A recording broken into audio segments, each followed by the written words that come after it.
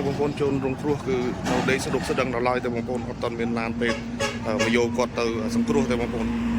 nơi cho nó lâu bằng bay highway để dương hao ta highway của Bình Pui cho bông con á.